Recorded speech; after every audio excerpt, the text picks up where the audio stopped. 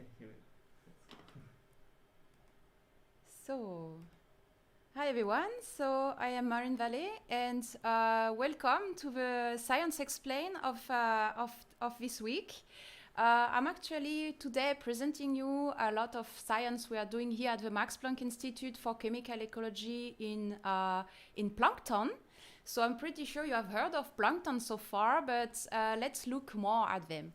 So I'm a postdoctoral researcher in a group working, looking at the interaction between microorganisms living in ocean. And I think today will really broaden your point of view of what's in the ocean. Yeah, ocean looks very wide, and I have prepared for you some videos. We look at the ocean. Actually, Earth is mainly ocean, we could say. Yeah, if we look here at the Pacific Ocean, it looks like maybe it's nothing's living, but you know, fish are living, but not only fish. If we look and zoom in from space, we can see this discoloration in the ocean. And this is actually a bloom of single cell algae. We have here one example, one microscopic video. It's called a coccolithophore. Especially it's from a sweet name actually of Emiliana Huxley. You will have quite some weird name going on along this presentation. And so this is due to the massive production of many single cell, which can have many different morphology and forms, as you can see here. If we continue to the next slides, we are still in the Bering Sea, in the North Pacific Ocean. And plankton is actually derived from a Greek word. It means ocean drifters. So these are all these small, tiny, microscopic little cells. You cannot see them by eyes. You need a microscope. And because of their composition, they would have pigments and colors, and we will be able to see them even from space. Of course, you have to imagine there's billion and billion of cells all gathered together here in this area. And to go look at them, we can take a boat, and go to different sites. So these are here sample site, for example. And we would have, of course, many technology on board of a boat, like these nets. And we sample the plankton. And of course, at the same moment, we can see many other organisms in the area. Why? Because, so for example, you have birds, you have a lot of fishes and so on, because the plankton, and especially the phytoplankton, is actually at the basis of the food chain. So these tiny organisms use the energy of the sun to reproduce and to live a life and to do many other metabolic activity. And they will be eaten then by another level, the primary consumers, such as Copperpods. You will see later on some videos of them swimming around. And then these Copperpods can be eaten by other consumers, bigger organisms, fish, shark, and so on. And it's not just one direction. Actually, these food webs in the ocean are quite complex. You can have really prey and predator eating each other, and the connection between these organisms is not a straight line. You can have really one eating another. You even have in the plankton, you have two groups of plankton that can eat each other. So this is really a very thriving life going on there.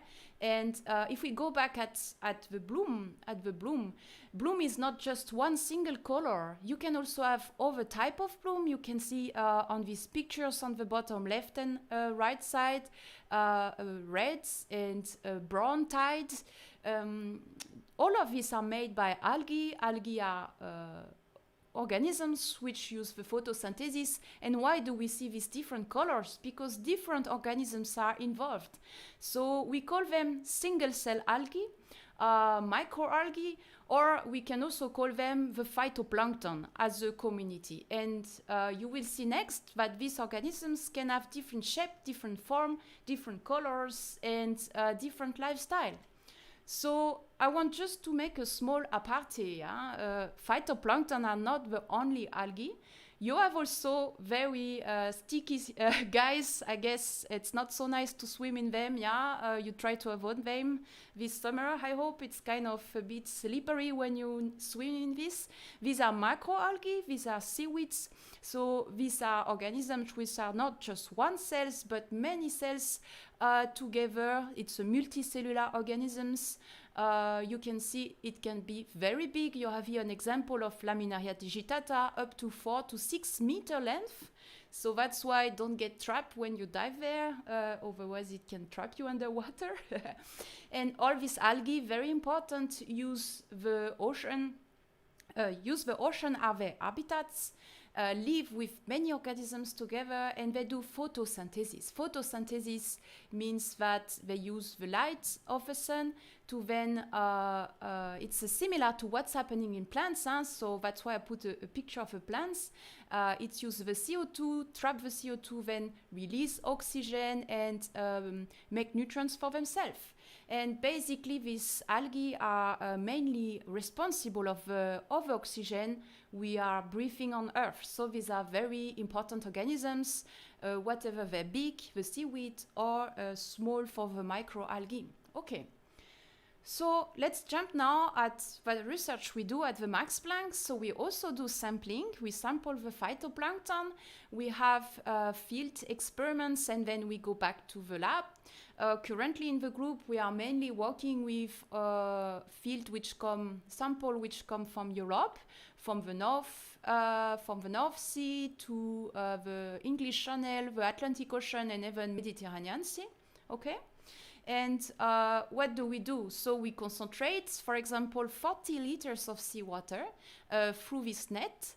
So this is a little bit like, let's imagine you're cooking pasta and then you want to remove the water, so you use a sieve to retain the pasta and you eat your pasta. Basically, we do the same, but we don't eat, of course, this algae. We keep these little organisms, and we need a microscope because I've put here a little needle, yeah, if you're doing some sewing times during this corona, I hope you pick up these nice habits, that's cool. You can see, for example, the head of a needle is like 1 millimeter, so we say 1000 micrometer, so it's very small. And now you will look at the plankton that we could trap. You could see the little copperpods swimming around, which are kind of, okay, we are there, what should we do? Yeah, what can they do? They can eat the phytoplankton.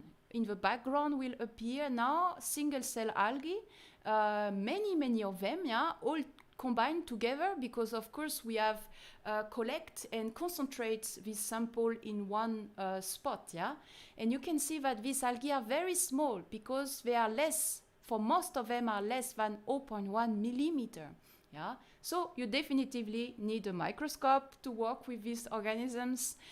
They can be down to 5 micrometer, which means 0.05 millimeter, 0.005 millimeter in diameter. Yeah? So this is very small, but you have still a lot of tools in the lab to pick them up and to work with them. And what we want to do here is to isolate them and cultivate them to then look at their life story. So we will then, of course, maintain cultures in the lab, and it's a bit like having our little zoo, our little aquatic zoo in the lab in the Max Planck Institute. Okay. I want to go back a bit to the predators of the microalgae, the copperpods. I want to show you actually a bit more about them. They are very interesting organisms, and you will see later on they also kind of contribute to the life story of microalgae. They produce substance. You can see them here under the microscope. You see these little guys swimming around trying to look for food. These cells that you're seeing, this different shape of cells, these are square shapes, round cells, and they're eating. Of course, this sample is not only full of copperpods, it's also full of other organisms. You have seen from the beginning this kind of other type of big organisms. You have some macroalgae hiding here, piece of it, certainly coming and drifting that are just eaten up. And I want to attract your attention. Thankfully, this sample was quite clean, but you have also a lot of plastic hiding. Nylon fibers and so on, that's something we encounter very, very often in our sample. I just didn't want to show that too much because you will be very alarmed by the amount of microscopic debris coming from human. This is very sad, actually, to work and see this. We have, for example, here, because these contaminants are really, they can be eaten by these organisms, and then they accumulate through the food chain. So that can be really a problem. Let's go back to Copperpods. They are feeding on microalgae. I wanted to show you a little bit of the process. So you have here an algal cell, it's a diatom cell, and the copperpod, when it's eating, it's basically coming and breaking the cell because it's kind of a shell. And of course, later on, once it has eaten, it's produced like us, what we are producing, a fecal pellet. So I bet you never saw that in your life, and we're not expecting to see this type of things today. So you can see here the process with these little drawings where the copperpods come and basically bite. It has little teeth, bite into the cell and then eat the inside. Yeah, it's of course full of nutrients. Okay. This is interesting for later on, these copperpods. Let's keep them in mind. I want to go back to my algae. I'm very interested in many organisms in the lab. We work with very big organisms. You can see here the radius, let's say the cell size and different shape of cells that we can work with. So I use these drawings basically to show you it's very diverse group of organisms. You can have very different shape, different size, different colors, and different lifestyles. Some of them can swim, some of them doesn't swim. We have two group of organisms that we use as model in the lab. We have the diatoms and the dinoflagellate. So I would say these are very different for many reasons. I don't want to state all the different characteristics. That's not the point here. You can actually look more later on on YouTube or the literature. You have many biology information about them. What you can see is that diatoms looks like little box that depending how you're seeing it, if you're seeing it from the front or from the side, of course it's the shape look different, but it's like a box that can be open. That's what's happening when they divide. And then dinoflagellate have very different shape, but why dinoflagellate? Because they have this word flagellate, means that they have this flagellum which help them to swim around, and basically they can really move from one area to another. So this is one way to colonize new environments. And some diatoms can also do that, especially the one that live on the bottom of the sea floor, of the ocean floor. Okay. So, why are they interesting, these algae?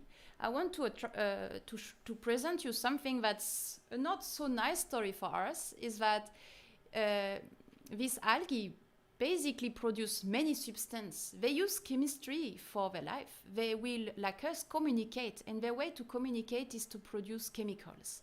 And they will produce chemicals in the cells, and then they will be able to also release chemicals in the environment.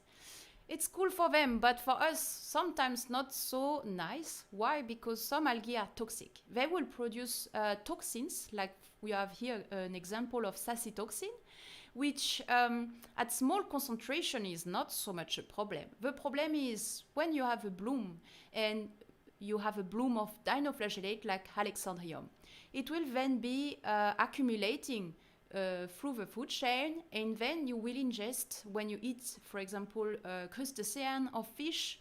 If it's the time of a bloom, you can eat this. You can eat an accumulation of this pool of chemicals, and the problem is some compounds are really can kill at very low amount. For example, if you have a pure substance, just one like a sand grain 0.5 milligram can kill you, for example. It really depends, of course, the substance. Huh? You have to remember something that Paracelsus was saying 500 years ago. The dose is the poison for everything. For everything you're doing, you're consuming, the dose is the poison. So there's also a matter of the dose. Who can save us? Who can save us? I think, yeah, so first of all, I want to say, okay, I'll just explain you, they are very nice, these algae. We can breathe oxygen thanks to them.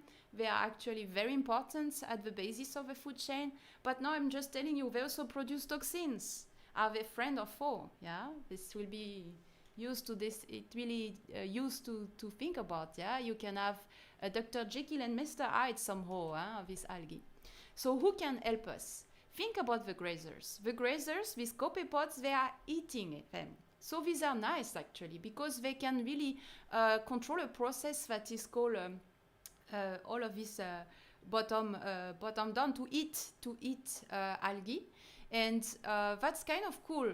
But what we're finding out in research in science when we look at these organisms and we're studying substance is that actually these grazers are not so nice because they also produce many chemicals like these bioactive lipids called, we name them copepodamides, yeah? Copperpods and amides because they belong to this group of lipids. But what are these doing, this substance? Unfortunately, they are increasing the toxin production of the algae, meaning that when the algae swim around and encounter this substance, the toxin production is increased, can be increased massively. That's actually a big problem for us too, right?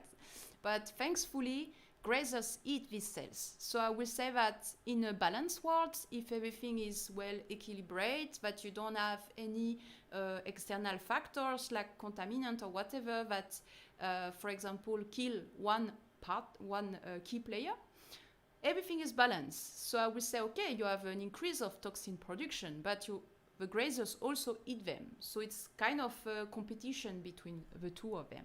There's another type of organisms living together with the algae and the copperpods, which also can help. These are pathogens.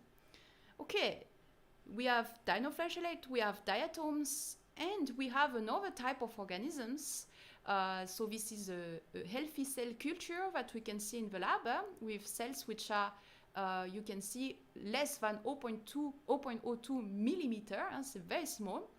But in the ocean, other organisms besides copperpods really enjoy and it's benefiting from algae are parasites. So you have many organisms which are also swimming around. So this is just a kind of a picture drawing to represent them, but we will soon see them live. They are swimming around and they will come and then infect cells. A bit like when you get a virus or bacteria that infect you, it will then infect the algal cells and it can even kill the algal cells. We see here the culture that is much less dense, lot of empty dead cells over here because the parasites are killers. They are killers and they have very, very complex lifestyle, I would say.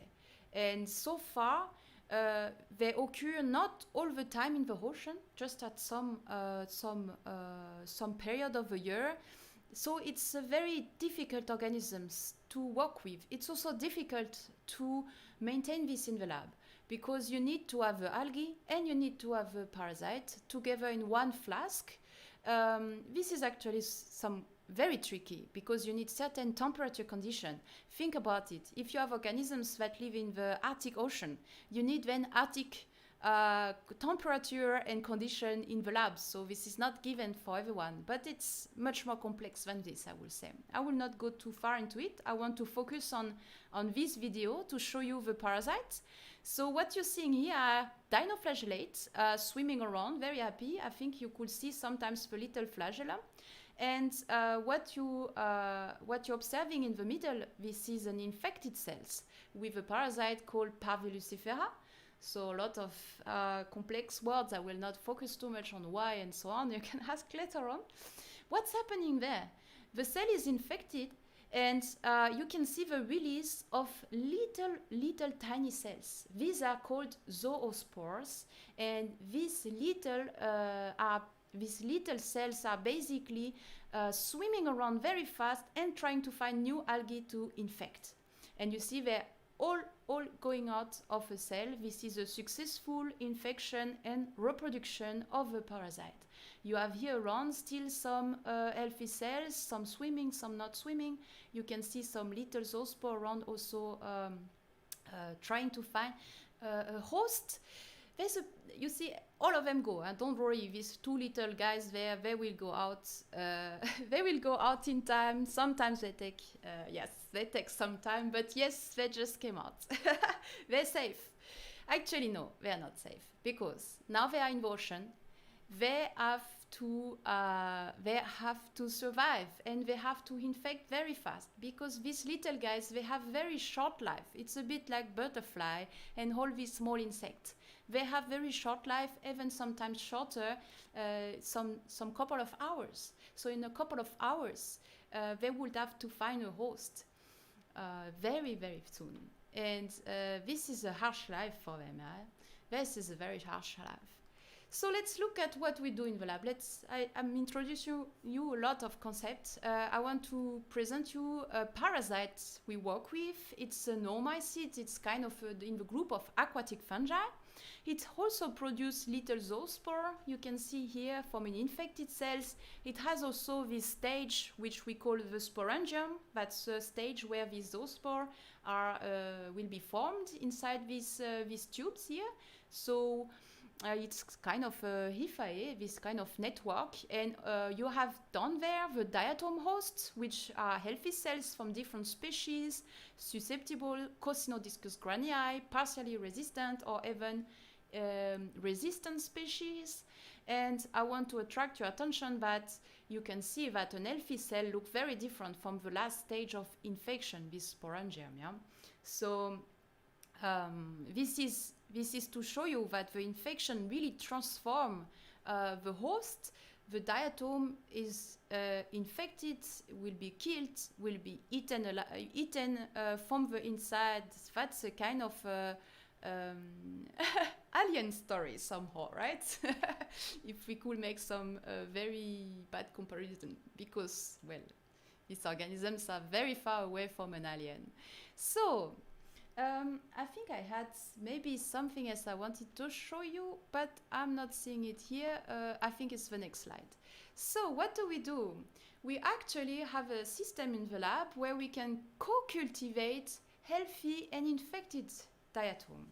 So I showed you an example we recently worked on with Coccinodiscus granii, a very incredible name, right? You need to practice a lot. That's one of the things we do with our new students. They need to practice, they give talk, they need to practice to say the Latin name of all our weird organisms. That's kind of tricky. Okay, let's go back to this experiment. So we have chambers. Actually, I wanted to show you for real in real life, but I forgot it's down there in the basement to bring you these chambers to show them to you. These are consisted of two halves and separated by a membrane. So non-organisms can pass through this membrane, but the liquid and the chemicals can pass. So you can really put two populations face to face that will communicate and that will exchange chemicals, these signals. And we can, of course, do some treatment to the population. So we can have a control with two healthy populations facing each other, but we can have also a treatment where we'll add the parasite to a site. And of course, these cells, they are susceptible, so they will get infected over time. And in front of them are still healthy cells, but they're exposed to the chemicals, so we will call them exposed cells. And we can leave these experiments over time, wait and hope that parasite infect. And what can we see? We can see then infection. And I want to show you the difference, go back a bit to this life stage of parasite, just to be sure you got it. So the parasite living in ocean, they have different form, like the host, like the algae. They have the zoospore, so you have seen these little guys swimming around, sometimes with one or two flagella. It depends of the species, and it will infect the host. This infection, what's happening? The host, the parasite gets inside and develop within one cell. It's the feeding stage. So it's what we call a trophont in scientific language. So we have a small hyphae produced. These are the parasites starting to develop. Actually, this stage can be very difficult to see sometimes, because you can imagine that if you just have a small infection, we don't often see it by eyes. It's a little bit like when a human is infected by a virus. I think this is the trend to talk about this year. Okay, you don't see the virus or any symptom, right? But at some point you will see symptom and visual symptom. Yeah, you will start to sneeze, to do a lot of coughing and so on. What's an algae doing? An algae doesn't do much besides producing compounds, I would say.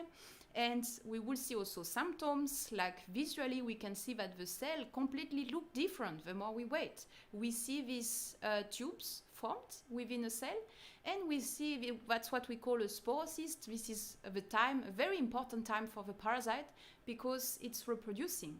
It's even doing sex. I want to maybe amaze you with that, but these organisms do sex. This is a completely other story. I don't want to talk too much about sex, but they really do sex, actually, in a weird way, not like us. Okay. So what you have to know is that this parasite can terminate, can control bloom.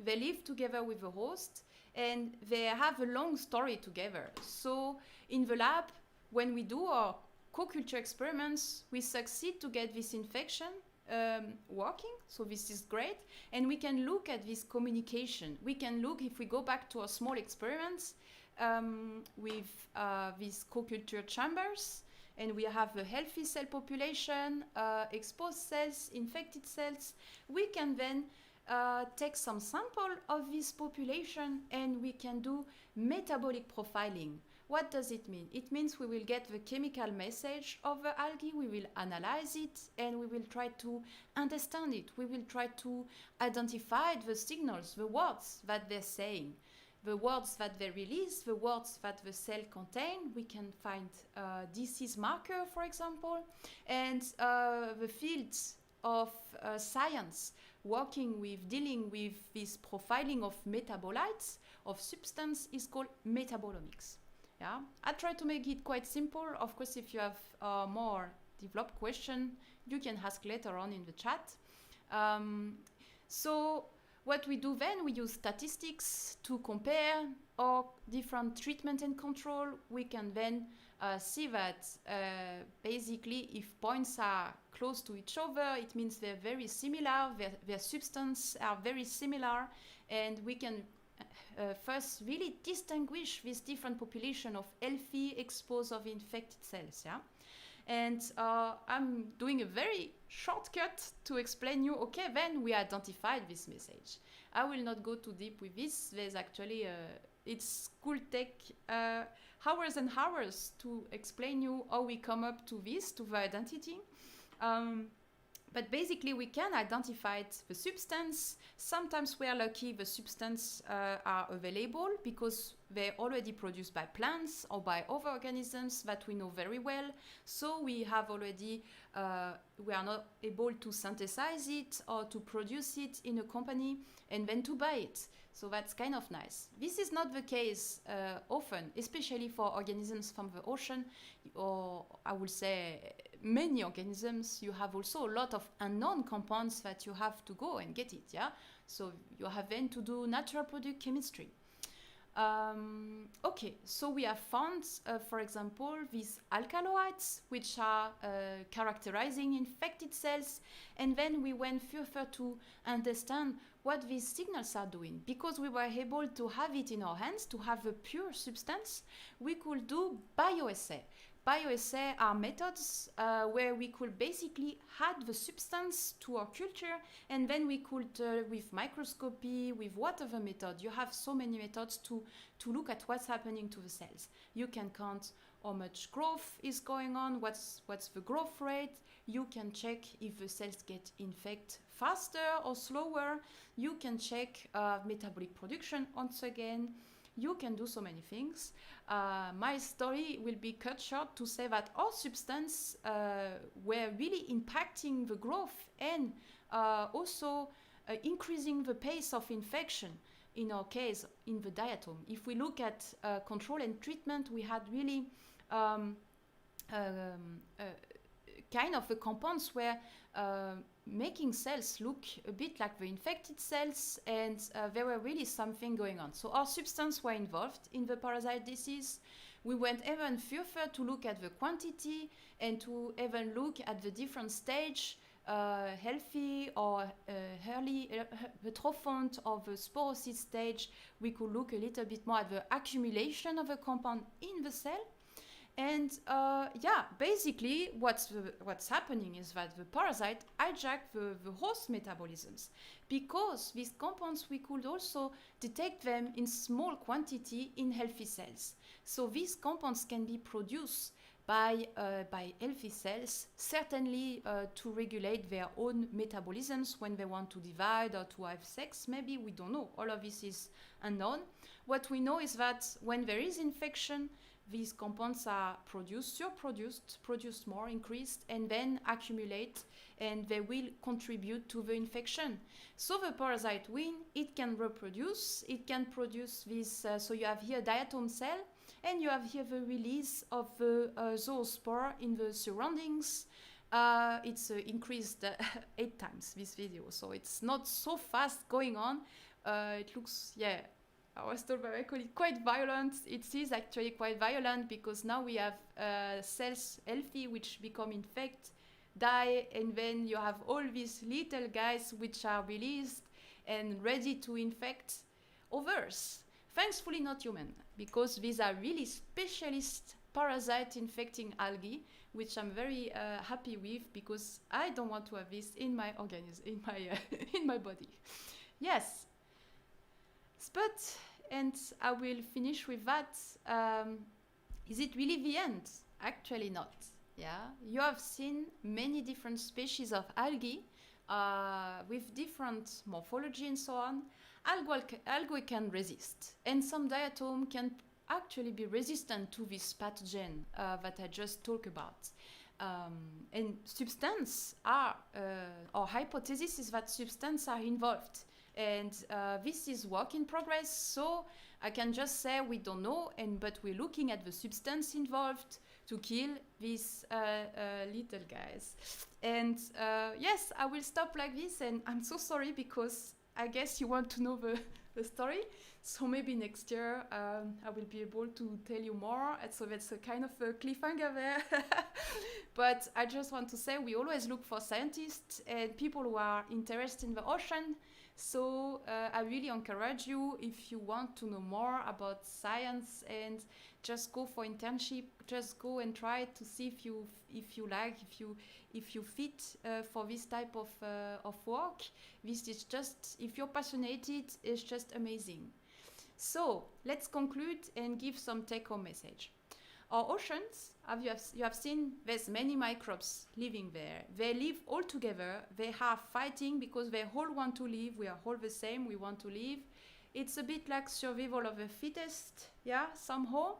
I want really to emphasize that they use substance, so chemicals, which are used as message, sometimes even weapons. I've not talked too much about that, but they can really be sent to kill other organisms. So it's kind of sometimes, kind of a high interaction going on there. And I want really to emphasize, I didn't want to paint a very bad picture there, but right now what's happening is that many species die. The phytoplankton is really impacted by the global change. Many scientists are investigating this and so on.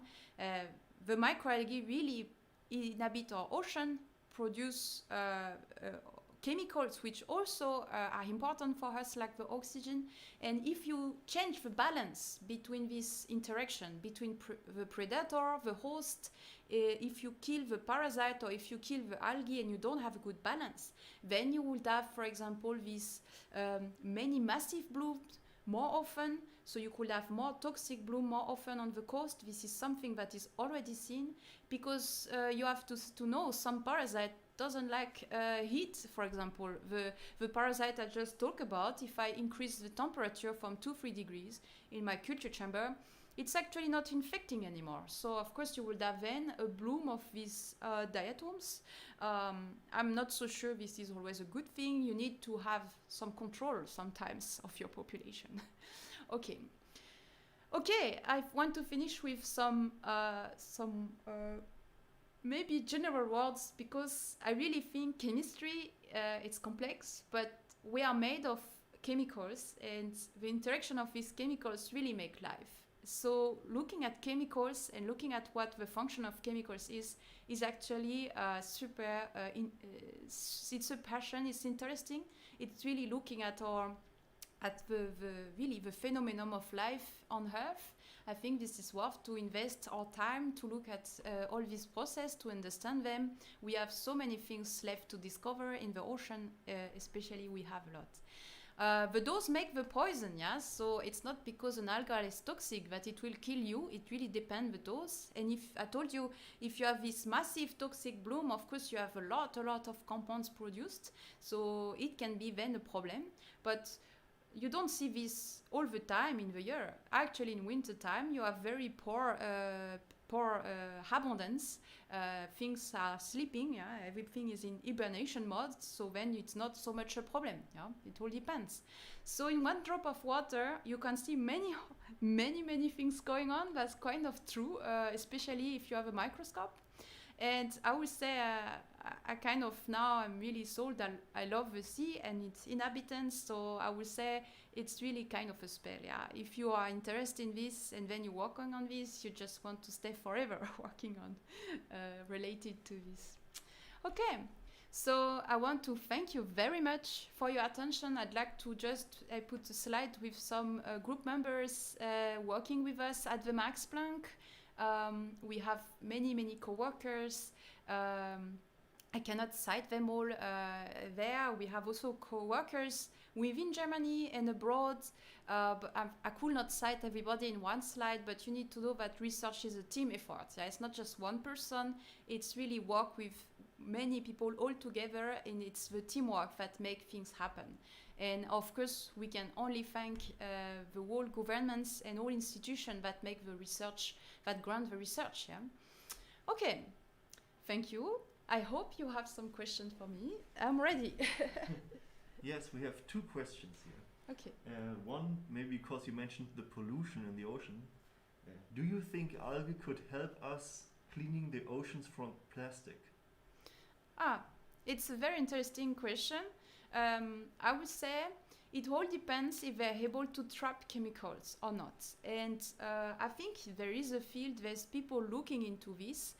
It's similar to what's happening on the Earth. On Earth, on the terrestrial environment, there's actually fungi and some bacteria which could be used to trap. So I would say yes, I'm sure they can trap toxics and trap plasticizer and so on. I would say then the problem is you need to maintain the algae, and to make healthy, happy algae in culture condition, wherever in a lab or in a small pond, it's actually much more difficult than working with a bacteria or a fungi, because it needs light. It needs, from the temperature point of view, it's more difficult. Some microbes, you can grow them in the dark. But first of all, you need light, and then you need special temperature. If it's algae that live in ocean, it needs salt environment. So you need to also provide the right nutrients. So I'm sure some of them are able to trap things and to do stuff, but the caveat is that from a practical point of view, it can be more difficult and more costly to maintain these organisms than to choose another microbes like a fungi or bacteria. Okay, and the second question, maybe you answered this already a little bit, is how healthy are algae communities in the world? So you need to know, since 10 years, we have several expeditions on boats which are sampling all along different lines on every ocean. For example, the Taha Ocean expedition. they are looking at the health of what's happening, and they are looking at who is there, what's the abundance, how many are there, and how many species, how many cells can be found in one place, what do they produce, what are they able to do, and so on. I will say we are just at the stage where we learn what's there. We don't know yet if it's healthy, and the problem is, to know if it's healthy, we should have a time scale. We should have looked 100 years ago what was in the ocean. The problem is we just start now to know what's in the ocean. So, of course, if you take things in the lab and you had contaminants in the lab, you see that as soon as you change the system, nothing is happy. I think it's like all of us. If we're stressed, we are not healthy. So the algae is the same. And we will soon enough see that indeed there's a lot of change at the moment. We don't know what will be the future. There's some scenario. So scientists has established scenario depending of the future condition will look like, which temperature and so on will be there, and try to simulate what will be the future of our ocean. I can just say, if you stress an organisms, it's not healthy. So I'm pretty sure right now our algae are suffering a bit more than us, but at least their life is short, so the suffering is not so long. Poor guys. I'm emphasizing a bit with these organisms, I have to admit, because they're just there to live and thrive. And it's true that when I receive sample full of plastic and so on, first of all, I don't know what to do with this, because the sample full of contaminants usually are very poor in diversity. Yeah, because the problem is, I would say the main problem, especially of plastics, microplastic, is that they take space. So there's no space anymore to grow, to make your population grow. That's unfortunately what's happening right now. Yeah. Okay. So if there's no more question, I want to thank you once again for listening to my talk. And yes, I hope it was kind of interesting for you guys. And don't hesitate if you have questions, because you can reach out at the Max Planck Institute. Also for the previous speaker for the weeks before, everybody's still there, holding on, doing research, and doing research with passion. Yeah. So Linus, I think it's time to conclude. Thank you so much. Yeah. Okay. Bye bye, guys. Have a nice day. Wow, wonderful.